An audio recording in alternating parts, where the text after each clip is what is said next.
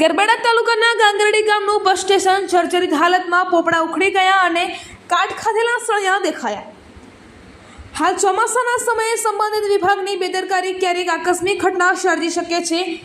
દાહોદ જિલ્લાના ગરબડા તાલુકાનું ગાંગરડી ગામ એસટી વિભાગના બસ સ્ટેન્ડ ઉપર સ્થાનિક વિસ્તારની મુસાફરી માટે આગમન કરતી પ્રજા બસની રાહ જોઈને બસ સ્ટેશનમાં બેસે છે। આ શ્રમજીવી મુસાફરો બસ સ્ટેન્ડ સ્થળે ઊભી રહેતી બસોમાં બેસી ગુજરાતના અલગ અલગ જિલ્લાઓમાં મજૂરી કામ અર્થે મુસાફરી કરીને બહાર ગામ જાય છે।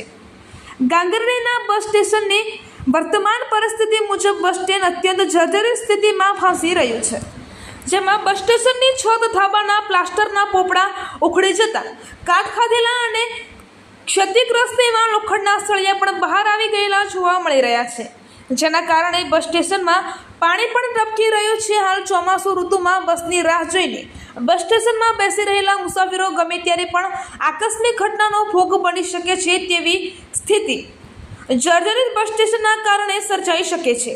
ત્યારે એસટી વિભાગ દ્વારા તાત્કાલિક અસરથી જર્જરિત બનેલા ગાંગરડી બસ સ્ટેશનનું સમારકામ હાથ ધરવામાં આવે અથવા તો નવું બસ સ્ટેશન બનાવવામાં આવે તે ઇચ્છનીય છે। અહેવાલ માજુભાઈ બારિયા, દાહોદ જિલ્લા બ્યુરો ચીફ।